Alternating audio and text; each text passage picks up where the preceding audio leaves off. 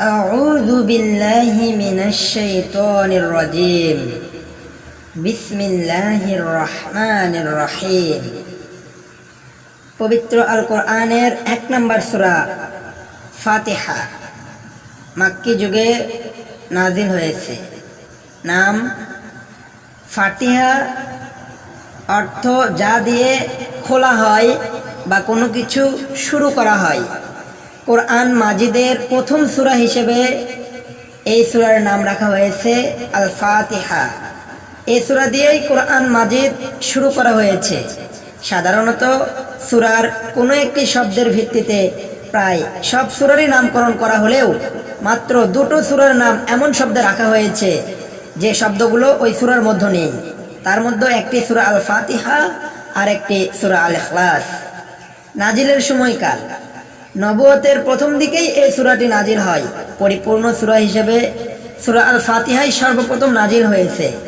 এর আগে অসম্পূর্ণভাবে কয়েকটি সূরার কয়েকটি আয়াত নাজিল হয়েছে, যেমন সূরা আল আলাক এর প্রথম কয়েকটি আয়াত, সূরা আল মুজাম্মিল এর প্রথম কয়েকটি আয়াত, সূরা আল মুদ্দাসির এর প্রথম কয়েকটি আয়াত ইত্যাদি নাজিল হলেও সূরা আল ফাতিহাই প্রথম পূর্ণাঙ্গ সূরা হিসেবে নাজিল হয়। আলোচ্য বিষয়, এই সূরার এমন এক দোয়া যা কোরআন তেলাওয়াত শুরু করার সময় পড়া উচিত।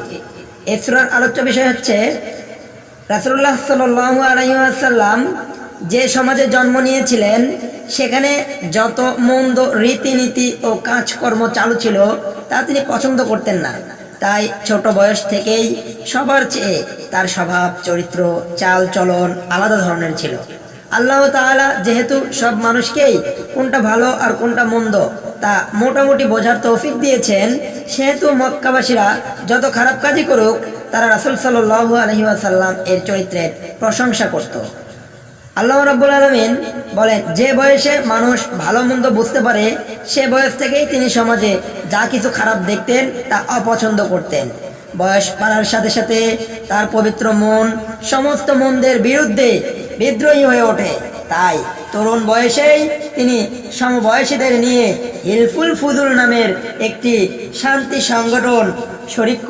শান্তি সংগঠনে শরিক হয়ে সমাজসেবার কাজ শুরু করেন। এই সমাজসেবার এই সংগঠনের লক্ষ্য ছিল বিধবা ও ইয়াতিমকে সাহায্য করা, মানুষের মধ্যে ঝগড়া বিবাদ মিটিয়ে দেওয়া, জুলুম থেকে অন্যদেরকে ফিরিয়ে রাখা এবং জুলুমকারী মাজলুমকে সাহায্য করা, মানুষের আমানত রক্ষা করা, সত্য কথা বলা এবং এ জাতীয় অনেক কাজ তিনি সমিতির মাধ্যমে করতে থাকলেন। এইসব কাজের ফলে সবাই তাকে সাদিক, সত্যবাদী, আল আমিন, একমাত্র আমানতদার, বিশ্বস্ত বলে প্রকাশ করতে লাগলো। সমাজকে ভালো করার এবং সমাজের মন্দ্র দূর করার চেষ্টা করতে গিয়ে তিনি কয়েকটি বিষয় লক্ষ্য করলেন। সমাজের অসৎ নেতা কর্তা, ধনী ও প্রভাবশালীদের মন্দ চরিত্রের কারণেই সমাজে এত খুন খারাপি চালু আছে। তিনি লক্ষ্য করলেন তাদের অন্যায়, অবিচার, শোষণ ও জুলুমের ফলেই সমাজে এত অশান্তি ও দুঃখ দেখা যায়। তিনি লক্ষ্য করলেন সাধারণ মানুষ জালিম নেতাদের তৈরি আইন ও নিয়ম কানুনে এমনভাবে বাধা যে এইসব মুসিবত থেকে মুক্তির কোনো পথ তারা পাচ্ছে না। এইসব কথা রাসূল সাল্লাল্লাহু আলাইহি ওয়াসাল্লাম এর দরদি মনকে পেরেশান করতে লাগলো। কি করে সমাজকে সংশোধন করা যায় এবং কিভাবে মানুষের অশান্তি দূর করা যায় এই চিন্তা তাকে অস্থির করে তুলল। অনেক সময় তিনি একা একা কোনো নিরিবিলি জায়গায় এইসব নিয়ে চিন্তা করতেন, নীরবে আল্লাহকে ডাকতেন এবং দোয়া করতেন। এতে তার চিন্তা ও পেরেশানি আরও বেড়ে গেল। শেষ দিকে তিনি মক্কার বাহিরে মিনার নিকটে একটি উঁচু পাহাড়ের উপরে এক গুহায় বসে ভাবতেন এবং আল্লাহর দরবারে ধর্ণা দিতেন। যে পাহাড়ের গুহায় তিনি বসতেন তা পাথরের তৈরি এবং গুহাটিতে ঢোকার পথটুকু সরু। গুহার চারপাশেই পাথরে ঘেরা, কিন্তু আশ্চর্যের বিষয় হচ্ছে গুহার ভিতরে বসলেই সামনের কয়েক ইঞ্চি জায়গা এতটুকু ফাঁকা আছে, সেখান থেকে 2 মাইল দূরে অবস্থিত পবিত্র কাবা ঘর স্পষ্ট দেখা যায়। অবশ্য আজকাল কাবা শরীফের চারপাশে উঁচু উঁচু দালানের জন্য ওই গুহা থেকে কাবা ঘর চোখে পড়ে না, কিন্তু কাবা ঘরের চারপাশে বাইতুল হারামের মসজিদ ও মিনার দেখা যায়। এই গুহাটিকেই বলা হয় হেরা গুহা, আর পাহাড়টিকে বলা হয় জাবালুন নূর তথা আলোর পাহাড়। কিছুদিন রাসূল সাল্লাল্লাহু আলাইহি ওয়াসাল্লাম এভাবে আল্লাহর দরবারে ধর্ণা দিতে থাকলেন। মাঝে মধ্যে একসাথে কয়েকদিন গুহাতেই কাটাতেন এবং হযরত খাদিজা রাদিয়াল্লাহু তাআলা আনহা খাবার ও পানি নিয়ে যেতেন। ক্রমে ক্রমে গুহায় একটানা থাকার সময়টা আরো লম্বা হতে থাকলো। যতই দিন যায় রাসূল সাল্লাল্লাহু আলাইহি ওয়াসাল্লাম এর দরদি মনের অস্থিরতা আরো বেড়ে যায়। দীর্ঘ কয়েক মাস বৃষ্টি না হওয়া চৈত্র মাসে যেমন পিপাসায় মাঠ ফেটে যায়, বৃষ্টির পানির জন্য হা হুতাশ করতে থাকে। মানব সমাজের অশান্তি কিভাবে দূর করা যায় সে চিন্তায় রাসূল সাল্লাল্লাহু আলাইহি ওয়াসাল্লাম এর অনুভূতিশীল মন তেমনি কাতরভাবে আল্লাহর কাছে পথের দিশা চাইতে থাকে। এমন অবস্থা ও পরিবেশ সর্বপ্রথম জিবরাইল আলাইহিস সালাম চৈত্র মাসের আকাঙ্ক্ষিত বৃষ্টির মতো ওহী নিয়ে হাজির হন। সূরা আলাক এর প্রথম 5টি আয়াত হেরা গুহায় নাযিল হয়। হঠাৎ এত বড় ঘটনায় রাসূল সাল্লাল্লাহু আলাইহি ওয়াসাল্লাম ঘাবড়ে যান। তবুও কিন্তু বেশ কিছুদিন ওহী না আসায় তিনি অস্থির হয়ে পড়েন।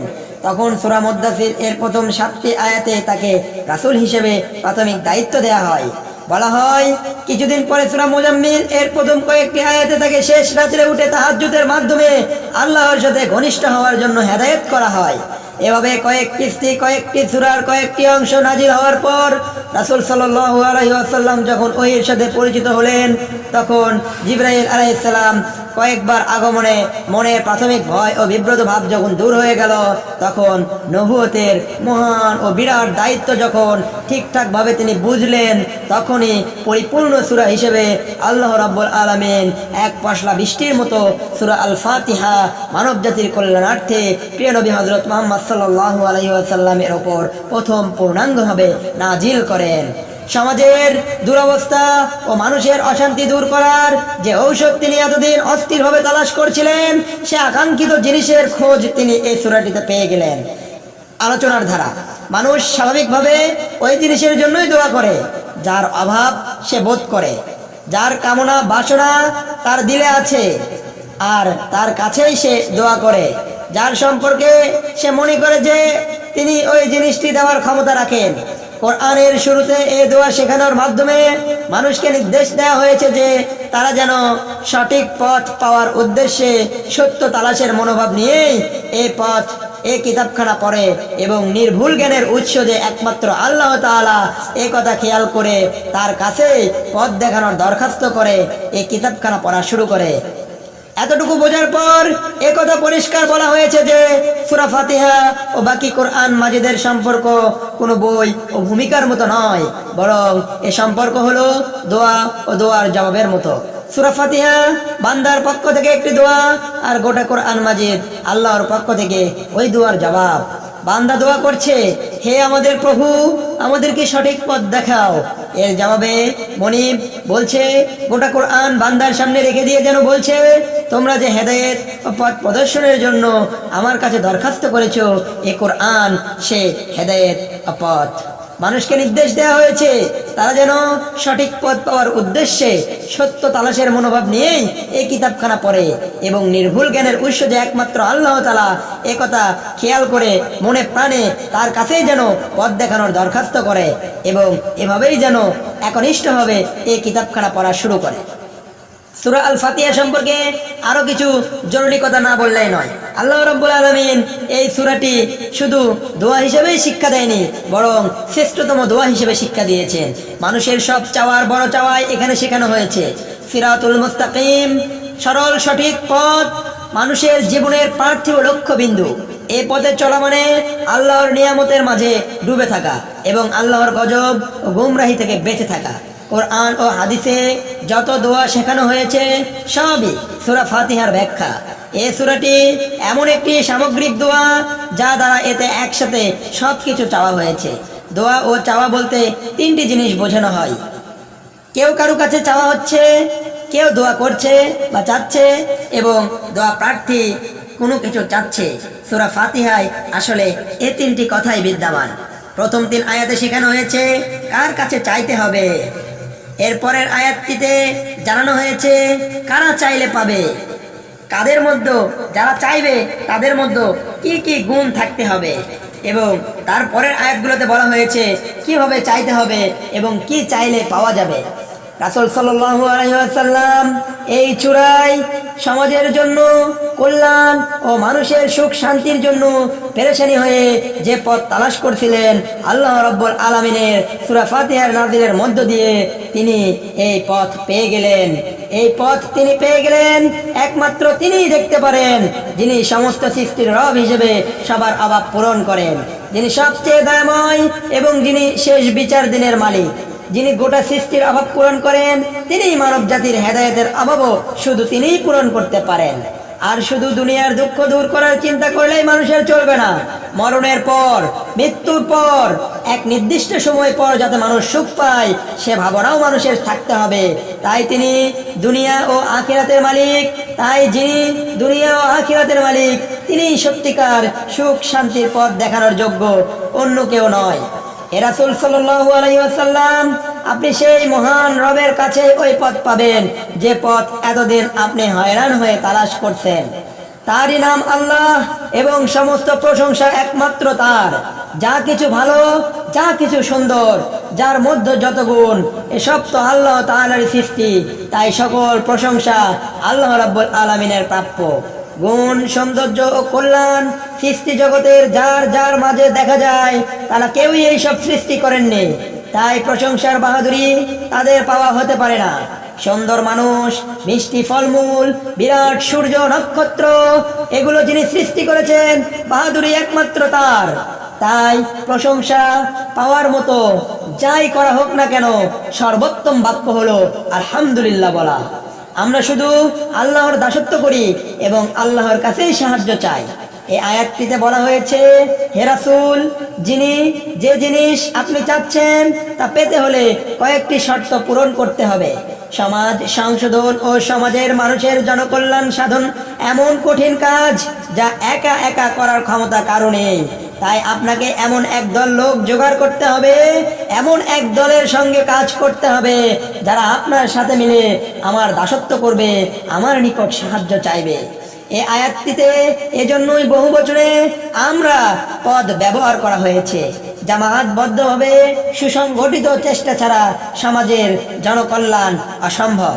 পরোক্ষভাবে এই আয়াতে এটাকেই প্রথম শর্ত বানানো হয়েছে, কারণ এই শর্ত একা করা সম্ভব নয়।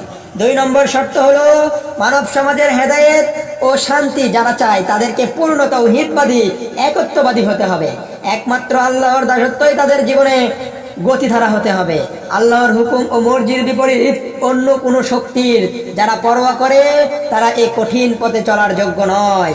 3 নম্বর শর্ত হলো, যারা এ পথের পথিক তারা সব ব্যাপারে একমাত্র আল্লাহর কাছেই সাহায্য চাইবে। তারা অন্য কারো মুখাপেক্ষী হয় না, তারা অন্য কারো দয়া ও সহায়তার ধার ধারে না। সারা দুনিয়া তাদের বিরোধী হলেও একমাত্র আল্লাহর সাহায্যের উপর ভরসা করে তারা আল্লাহর দেখানো পথে মানব সমাজকে সংশোধন করার চেষ্টা করে ইনশাআল্লাহ। এটাই হচ্ছে ইকামতে দ্বীন এর পথ, এটাই হচ্ছে আল্লাহর পথে জিহাদ। তাই দিন প্রতিষ্ঠার সূচনা লগ্নেই রাসূলুল্লাহ সাল্লাল্লাহু আলাইহি ওয়াসাল্লাম এই সব শর্ত এই সূরাটিতে জানিয়ে দিয়েছেন। শেষ কয়েকটি আয়াতে রাসূল সাল্লাল্লাহু আলাইহি ওয়াসাল্লামকে আল্লাহ রাব্বুল আলামিন মানব জাতির জন্য মূল্যবান দোয়া শিখাই দিয়েছেন। আল্লাহর কাছে ওই পথ চাইতে হবে যা সরল এবং মজবুত। দুটো বিন্দুর মাঝখানে সরল রেখা একটাই হয়, কিন্তু বাঁকা রেখা অনেক হতে পারে। যেটা যত বাঁকা সে রেখাটা ততই লম্বা। অশান্তি থেকে শান্তি পর্যন্ত যে সোজা পথ তাও একটাই, আর বাঁকা পথের কোনো সীমা সংখ্যা নেই। তাই একমাত্র সিরাতুল মুস্তাকিম, সরল সঠিক সোজা পথই চাইতে হবে। এই আয়াতগুলোতে আরো শিক্ষা দেওয়া হয়েছে আল্লাহর মেহেরবানি ও নিয়ামত পাওয়া এবং আল্লাহর গজব ও গুমরাহি থেকে বেঁচে থাকায় নিয়ামতে সিরাতুল মুস্তাকিম চাইতে হবে। সূরা আন-নিসার 69 নম্বর আয়াতে আল্লাহ রাব্বুল আলামিন জানিয়ে দিয়েছেন, এ পথ নবী রাসূলগণ, সিদ্দিক, শহীদগণ, সালিহ এবং নেক লোকদের পথ, এবং এ পথের অনুগামী তারাই নিয়ামত প্রাপ্ত। এই আয়াতগুলোতে পরোক্ষভাবে আরো একটি কথা শোনানো হয়েছে যে, হে রাসূল, কোন পথ সিরাতুল মুস্তাকিম তা আপনি নিজে নিজে বাছাই করবেন না, মানব জাতিকে স্মরণ করিয়ে দেয়া হচ্ছে। কোন পথ ভালো তা নিজের মন গড়া সিদ্ধান্তে বাছাই করা চলবে না, কারণ বাছাই করতে গিয়ে আপনি ভুল পথ বাছাই করতে পারেন। আপনার তো নিয়ামত দরকার এবং গজব ও গুমরাহি থেকে বেঁচে থাকা প্রয়োজন। তাই নিজেকে পুরোপুরি আল্লাহর নিকট সমর্পণ করুন। যে পথ তিনি দেখাবেন সে পথেই চলুন। আপনার নিজস্ব মত, রুচি ও খেয়ালের দ্বারা সে পথ বাছাই না করে ওই পথকেই সিরাতুল মুস্তাকিম মনে করবেন, যেই পথ আল কোরআনুল কারিমে দেখানো হচ্ছে, আল কোরআনুল হাকিমে দেখানো হচ্ছে। হে মেরাজ, কোরআনুল কারিমের পথে চলো।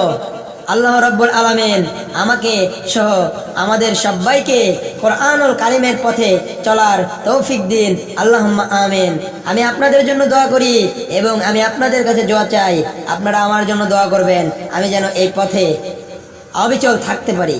সূরা ফাতিহার গুরুত্ব এতই গুরুত্বপূর্ণ যে আল্লাহর সাথে বান্দার ঘনিষ্ঠ সম্পর্কের সেতু বন্ধন হলো এই সূরা ফাতিহা।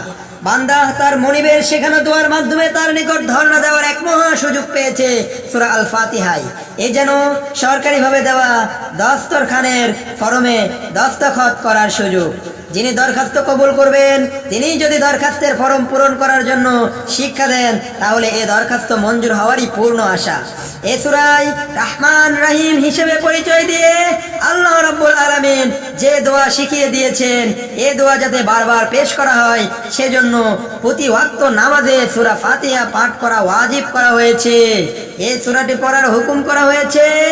এটা মানব জাতির জন্য অনেক বড় একটা মেহেরবানি। এর মানে হলো দরখাস্তের ফরম দেওয়া সত্ত্বেও ফরমটা পূরণ করতে যেন অবহেলা করা না হয়, সেজন্য জোর তাকিদ দেয়া হয়েছে।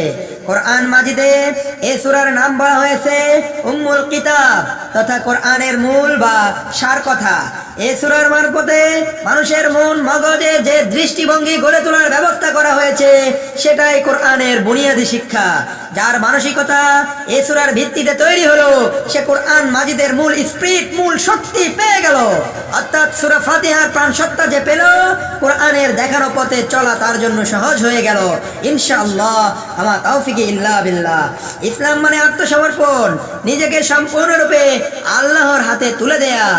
আর এটাই হলো সূরা ফাতিহার সার কথা, যা পবিত্র আল কোরআনের মর্ম কথা। সূরা ফাতিহা সম্পর্কে হাদিসে কুদসিতে এমন একটি কথা বর্ণিত হয়েছে, এমন একটি উত্তম হাদিস বর্ণিত হয়েছে। আল্লাহ রাব্বুল আলামিন এমন আবেগময় ভাষায় কথা বলেছেন যা বান্দার মনে গভীর দোলা না দিয়ে পারে না। হাদিস কানা নিম্নরূপ। হযরত আবু হুরায়রা রাদিয়াল্লাহু তাআলা আনহু থেকে বর্ণিত, তিনি বলেন, আমি রাসূলুল্লাহ সাল্লাল্লাহু আলাইহি ওয়াসাল্লামকে বলতে শুনেছি, আল্লাহ বলেন, কাসসামতুস সালাতা বাইনি ওয়া বাইনা আবদি নিসফাইন ওয়া লিআবদি মা সাআলানি। অনুবাদ, আমি নামাজকে আমার ও আমার বান্দার মাঝে অর্ধভাবে বিভক্ত করেছি, আর আমার বান্দা আমার কাছে যা চাইলো তাই তার জন্য রইল। বান্দা যখন বলে আলহামদুলিল্লাহি রাব্বিল আলামিন, তখন আল্লাহ রাব্বুল আলামিন বলেন হামিদানি আবদি, অর্থাৎ আমার বান্দা আমার প্রশংসা করলো। সুবহানাল্লাহ। বান্দা যখন বলে আর রহমানির রহিম, তখন আল্লাহ বলেন আসনা আলাইয়া আবদি, আমার বান্দা আমার গুণাগুণ গাইলো। যখন বান্দা বলে মালিকি ইয়াউমিদ্দিন, তখন আল্লাহ রাব্বুল আলামিন বলেন মাজ্জাদানি আবদি, আমার বান্দা আমার গৌরব বর্ণনা করলো। যখন বান্দা বলে ইয়াকা না'বুদু ওয়া ইয়াকা নাস্তাঈন, তখন আল্লাহ বলেন হাযা বাইনি ওয়া বাইনা আবদি ওয়া লিআবদি মা সাআলা, এটাই আমার বান্দা ও আমার মধ্য সম্পর্ক এবং আমার বান্দার জন্য তাই যা সে চাইলো। অর্থাৎ আমার ও আমার বান্দার মাঝে এই চুক্তি হলো যে আমার বান্দা আমার কাছে চাইবে আর আমি তাকে দেব। তারপর বান্দা যখন বলে ইহদিনাস সিরাতাল মুস্তাকিম সিরাতাল লাযীনা আন'আমতা আলাইহিম গায়রিল মাগদুবি আলাইহিম ওয়ালাদ-দাল্লিন, আল্লাহ রাব্বুল আলামিন তখন বলেন হাদা লিআবদি ওয়া লিআবদি মা সাআলা, এটা আমার বান্দার জন্যই রইলো আর আমার বান্দার জন্য তাই যা সে চাইলো। এ হাদিসে মহব্বতের এমন অগ্নিকণা রয়েছে যে বান্দার দিলে ঈমানের বারুদ থাকলে নামাজে সূরা ফাতিহা পড়ার সময় আল্লাহর প্রাণস্পর্শী অন্তরস্পর্শী কথাগুলোর দিকে গভীর মনোযোগ দিলে আল্লাহর কাছে আল্লাহর সাথে মহব্বতের এমন সম্পর্ক সৃষ্টি হয়ে যাবে, আল্লাহর মহব্বতে এমন আগুন জ্বলে উঠবে, বান্দার আবেগের গভীরতায় বান্দা মনিবের অতি কাছে বলে অনুভব করবে। এই সূরা পড়ার সময় এই হাদিসটির কথা খেয়াল থাকলে একটি আয়াত পড়ার পর আল্লাহর প্রেমময় জবাবটা মনের কানে শোনার জন্য বান্দাকে থামতেই হবে। এমন জবাবে যে তৃপ্তি ও শান্তি তা তারাই বোধ করতে পারে যারা আয়াতগুলো ধীরে ধীরে মজা নিয়ে পাঠ করে। এই সূরাটি দুনিয়ার বাদশার সাথে অসহায় মানুষের গোপন কথোপকথন। এখানে বাদশার কথাগুলো গোপন আছে, শুধু দয়ার কাঙ্গাল মানব জাতির কথাগুলো এই সূরাটিতে উল্লেখ করা হয়েছে। মানুষের কি প্রয়োজন আর কি প্রয়োজন, তার কি প্রয়োজন, সবকিছু এই সূরাতে আল্লাহ রাব্বুল আলামিন মানুষকে শিখিয়ে দিয়েছেন। বলেছেন যদি তুমি এভাবে চাও তাহলে অবশ্যই তোমাকে দেয়া হবে আর তুমি তোমার কাঙ্ক্ষিত লক্ষ্য হাসিল করতে সক্ষম হবে। সূরা ফাতিহা মাত্র 7 আয়াত বিশিষ্ট সূরা, একটি রুকু, মক্কি যুগে নাযিল হয়েছে। বিসমিল্লাহির রহমানির রহিম, আলহামদুলিল্লাহি রাব্বিল আলামিন। সমস্ত প্রশংসা জগৎ সমূহের প্রতিপালক আল্লাহর জন্য, যিনি ত্রিমাত্রিক জগতের পালন কর্তা। আর রহমানির রহিম, যিনি অত্যন্ত দয়াময় পরম দয়ালু। মালিকি ইয়াউমিদ্দিন, যিনি বিচার দিনের অর্থাৎ কিয়ামত দিবসের মালিক। ইয়্যাকা না'বুদু ওয়া ইয়্যাকা নাস্তাঈন, আমরা একমাত্র তোমারই ইবাদত করি এবং তোমার কাছেই সাহায্য প্রার্থনা করি। ইহদিনাস সিরাতাল মুস্তাকিম, আমাদেরকে সরল সঠিক মজবুত পথ দেখাও। সিরাতাল লাযীনা আন'আমতা আলাইহিম, ওই লোকদের পথ যাদেরকে তুমি নিয়ামত দিয়েছো। গায়রিল মাগদুবি আলাইহিম ওয়ালাদ-দাল্লিন, তাদের পথ যাদের উপর তোমার গজব পড়েনি আর যারা পথহারা হয়নি। আমিন। আল্লাহ রাব্বুল আলামিন এই সূরাটিতে বান্দাদেরকে এজন্য শিক্ষা দিয়েছেন যাতে তারা এটাকে একটা দরখাস্ত হিসেবে তাদের মনিবের কাছে প্রতিদিন অন্ততপক্ষে 5 বার পেশ করতে পারে। আল্লাহ রাব্বুল আলামিন বান্দার কাছ থেকে এটা দিনে 5 বার আশা করেন, অন্ততপক্ষে 5 বার, অর্থাৎ 5টা নির্দিষ্ট সময়ে। আল্লাহ রাব্বুল আলামিন আমাদেরকে শিক্ষা দিয়েছেন। সূরা ফাতিহার প্রথম আয়াতে বলা হয়েছে রব্বিল আলামিন। রব আরবি শব্দ রব এর বাংলাতে 3টি অর্থ রয়েছে। রব শব্দের একটি অর্থ মালিক, মনিব, প্রভু, অর্থাৎ যিনি কারো মালিক, অর্থাৎ যিনি কাউকে প্রতিপালন করেন, যিনি কাউকে লালন পালন করেন। এগুলো হচ্ছে রব শব্দের প্রথম অর্থ। দ্বিতীয় অর্থ লালন পালনকারী, হুকুমকর্তা, বিধানদাতা, শাসক, ব্যবস্থাপক।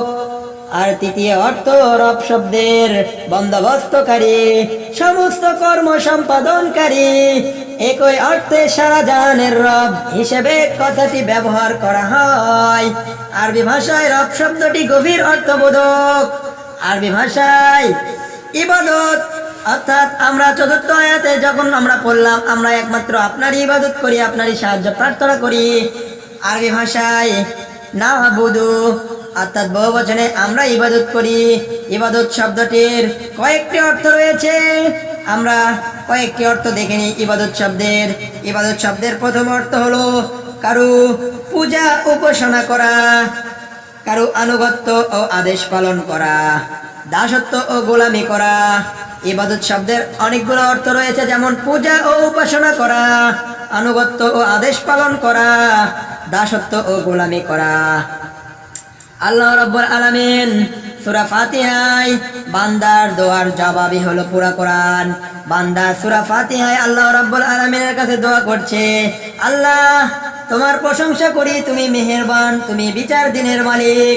তারপরে বলা হচ্ছে, হে আল্লাহ আমরা তোমারই ইবাদত করি, তোমার কাছে সাহায্য চাই। আর আমাদের এমন সাহায্য প্রয়োজন, আমাদেরকে সরল সোজা মজবুত পথ দেখাও যাদেরকে নিয়ামত দিয়েছো, যাদের ওপর আপনার গজব পড়েনি আর যারা পথহারা হয়নি, অর্থাৎ যারা গজব প্রাপ্ত নয়, যাদের ওপর গজব পড়েনি আর যারা পথহারা নয়, যারা পথভ্রষ্ট হয়নি। এই দোয়ার জবাবে আল্লাহ রাব্বুল আলামিন বান্দাদেরকে বলছেন, তোমার সামনে কোরআন উপস্থাপন করে দিলাম, কিয়ামত পর্যন্ত তোমার সারা জীবন তোমার কাছে আল কোরআন থাকবে। এই কোরআন সরল সঠিক পথ প্রদর্শনকারী, এটা আসমানি গ্রন্থ, এটা নূর বিকিরণকারী, এটা আলো বিতরণকারী। এটা গ্রহণ করো, এর কথা মতো চলো, এর হালালকে মান্য করো, এর হারামকে মান্য করো, এর হুকুমগুলো নিজেদের জীবনে বাস্তবায়ন করো, তাহলে তুমি সাকসেস হবে, তুমি সফল হবে, তুমি তোমার জীবনে সফলতার শীর্ষে অবস্থান করবে, তুমি আল্লাহর খুশি মতো নিয়ামত প্রাপ্তদের দরবারে, নিয়ামত প্রাপ্তদের দলে শামিল হবে। আল্লাহ রাব্বুল আলামিন আমাকে সহ আমাদের সবাইকে দ্বীনের পথে কবুল করুন। আল্লাহুম্মা আমিন। আমা তাওফিকি ইল্লা বিল্লাহ। আসসালামু আলাইকুম ওয়া রাহমাতুল্লাহ।